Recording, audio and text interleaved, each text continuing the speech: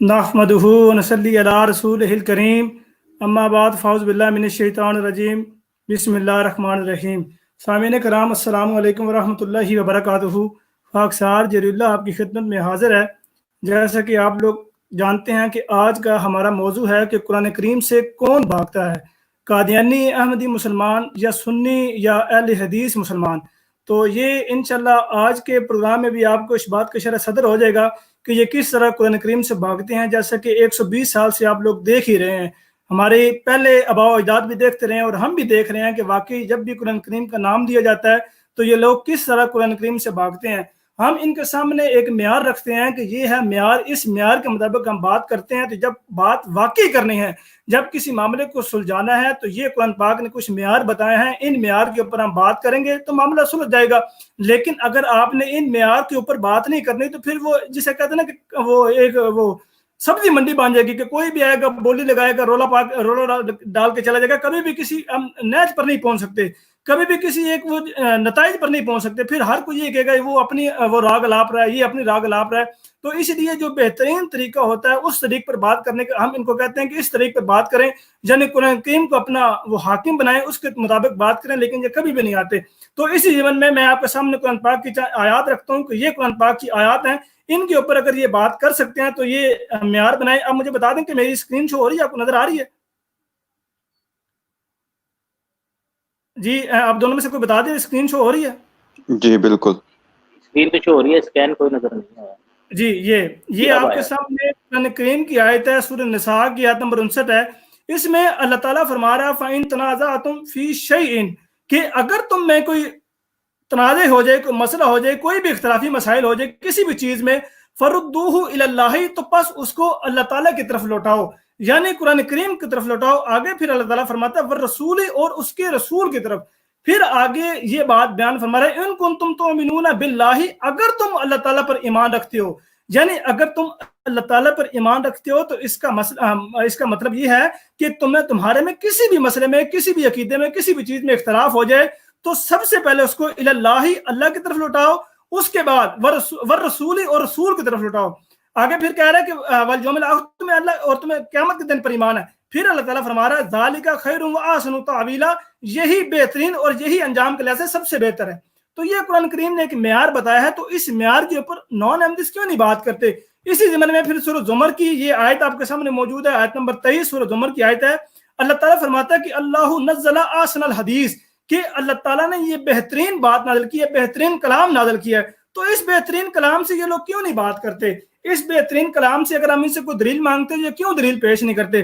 तो इसी फिर असना में आगे फिर अल्लाह ताला सूरत असरा में फरमाता है, सूरत बनी इसराइल की आयत नंबर 9 है, इन्ना हाज़ल कुरान यअदिल्लती हिय अक़वम, यकीनन ये वो कुरान है जो इंसान को सीधी राह दिखाता है, यानी ये कुरान इंसान को भटकने नहीं देता। हमारे कुछ मुसलमान अपने आप को कहने वाले इस तरह के मुफस्सिर हैं, इस तरह के मुफ्तियान हैं, जो बेचारे ये लोग भी कहने पे मजबूर होते हैं, ये भी कहते हैं, हालांकि ये कहना भी मेरे ख्याल में बहुत ही गुस्ताखी कुरान करीम की है, कि अगर आप कुरान करीम का तर्जुमा बगैर उस्ताद का पढ़ेंगे तो गुमराह हो जाएंगे, नौज़ बिल्लाह मिन ज़ालिक। ऐसे अकीदा रखने वाले भी अपने आप को मुसलमान कहलाने के शौक रखते हैं कि जी हमें मुसलमान कहा जाए। फिर ऐसे लोग भी कहते हैं, फिर ऐसे भी लोग हैं जो ये कहते हैं कि कुरान पाक को नौज़ बिल्लाह मिन ज़ालिक पेशाब से लिखना जायज़ है, जब इंसान को पता हो कि मेरी इससे बीमारी दुरुस्त हो सकती है। ऐसे भी लोग मौजूद हैं, ऐसे भी लोग मौजूद हैं जो कहते हैं कि सूरतुल फातिहा को इंसान खून से भी लिख देता है। बहरहाल फिर हम ये कहते हैं कि जो कुरान पाक, तो ये कहता है कि ये कुरान ऐसा कुरान है कि जिससे इंसान सीधी राह पे आता है, ये इंसान कुरान सीधी राह पे इंसान को लेके आता है। लेकिन ये कैसे हमारे मुखालफिन है कि जो कुरान करीम से दलील देना इनको बिल्कुल अच्छा नहीं लगता, गोया कुरान करीम खोलना इनको बिल्कुल पसंद ही नहीं है। तो फिर इनसे किस तरीके पर बात की जाए। फिर ये कह दें कि कुरान से अफजल ये चीज है, हम आपको कुरान से अफजल को चीज दिखाते हैं, तो फिर वाकई हम मान लेंगे जी कुरान से अफजल है ये चीज, तो इससे हमें आप दलील दे दें। तो कुरान से अफजल फिर ये एक दावा कर दें, एक ऐलान करते हैं सरी तौर पे, जी ये हमारे लिए कुरान से अफजल है।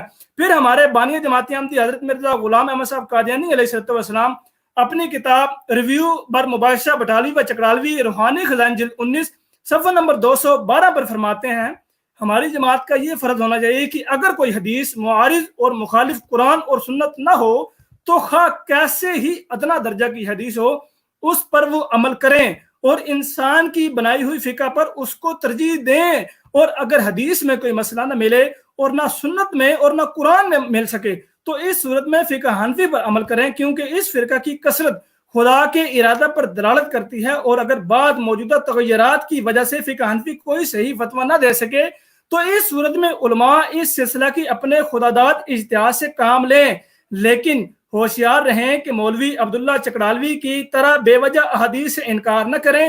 ہاں، جہاں قرآن اور سنت سے کسی حدیث کو معارض پاویں تو اس حدیث کو چھوڑ دیں۔ یاد رکھیں کہ ہماری جماعت بنسبت عبداللہ کے اہل حدیث سے اقرب ہے، یعنی قریب ہے۔ تو یہاں پر بھی یہ بات حضرت مرزا غلام احمد صاحب قادیانی علیہ السلام یہ بات بیان فرما رہے ہیں کہ سب سے جو افضلیت ہے، جو سب سے پہلی چیز ہے، اولیت چیز ہے، وہ قرآن کریم ہے۔ اگر آپ کے سامنے کوئی ایسی حدیث بھی آ جاتی ہے جو قرآن پاک کے معارض ہے، یعنی قرآن پاک کے مخالف ہے، تو آپ اس حدیث کو چھوڑ دیں۔ اگر تعویل کرنے سے وہ حدیث قرآن کی تفسیر اور توضیح بیان کری تو ٹھیک ہے، لیکن اگر تعویل اور توضیح اور تفسیر کرنے سے بھی قرآن پاک کے معارض جاری ہے تو آپ اس حدیث کو چھوڑ دیں، کیونکہ نبی کریم صلی اللہ علیہ وسلم کا فرمان کبھی بھی قرآن کریم کے خلاف نہیں ہو سکتا۔ میں جیسے پہلے بھی کئی دفعہ یہ آیت آپ کے سامنے رکھ چکا ہوں کہ اللہ تعالیٰ قرآن کریم میں فرماتا ہے نبی اکرم صلی اللہ علیہ وسلم کے متعلق کہ وما ينطق عن الهوى ان هو الا وحی یوحی، کہ نبی کریم صلی اللہ علیہ وسلم کبھی بھی اپنی خواہش نفسانی سے کلام نہیں کرتے، بلکہ وہ وہی بات بیان فرماتے ہیں جو ان پر وہی خدا کی طرف سے کی جاتی ہے۔ تو اس لیے یہ کیسا ممکن ہے، یہ کیسا ہو سکتا ہے، یہ کیسے ہو سکتا ہے کہ نبی کریم صلی اللہ علیہ وسلم کو ایسی بات بیان فرما دیں جو قرآن کریم کے خلاف ہو۔ اس لیے حضرت اقدس مرزا غلام احمد صاحب قادیانی علیہ السلام بانی جماعت احمدیہ نے یہ بات بیان فرمائی کہ اگر کوئی حدیث قرآن کے خلاف ہو جائے تو اس کو تم انکار کر دو، اس کو چھوڑ دو، اور اس کی دلیل ہمیں قرآن پاک سے بھی ملتی ہے۔ سورۃ جاسین میں اللہ تعالیٰ فرماتا ہے فَبِأَيِّ حَدِيثٍ بَعْدَ اللَّهِ وَآيَاتِهِ يُؤْمِنُونَ، پس وہ اللہ تعالیٰ اور اس کی آیات کے بعد کس بات پر ایمان لائیں گے۔ تو اس لیے جو اولیت ہے، جو افضلیت ہے، جو اکملیت ہے، جو پہلی چیز ہے وہ قرآن کریم ہے۔ تو اس لیے ہم ان کو بلاتے ہیں کہ آئیں قرآن کریم سے بات کریں۔ جب بھی ہم قرآن کریم سے کوئی دلیل دیتے ہیں، مثلا وفات مسیح کا موضوع ہو، یا حیات مسیح کا موضوع ہو، یا ختم نبوت کا موضوع ہو، یا اجراء نبوت کا موضوع ہو، یا مرزا غلام احمد صاحب قادیانی علیہ السلام کی صداقت کا موضوع ہو، یعنی معیار نبوت کا موضوع ہو، یا کوئی بھی اس طرح اختلافی اور بنیادی موضوعات جو ہوں، ان پر ہم ان مخالفین سے کہتے ہیں کہ جی آئیں اس قرآن سے بات کریں، یہ قرآن ہمارے لیے حاکم ہے، یہی فیصلہ کرے گا کہ کیا ہمارا عقیدہ قرآن کے مخالف ہے یا قرآن کے مطابق ہے۔ اگر ہمارا عقیدہ قرآن کے مخالف ہوگا تو آپ اور میں دونوں مل اس عقیدے سے بیدار ہو جائیں گے، ہماری تو بحث ہی ختم ہو جائے گی، ہمارا تو جھگڑا ہی ختم ہو جائے گا۔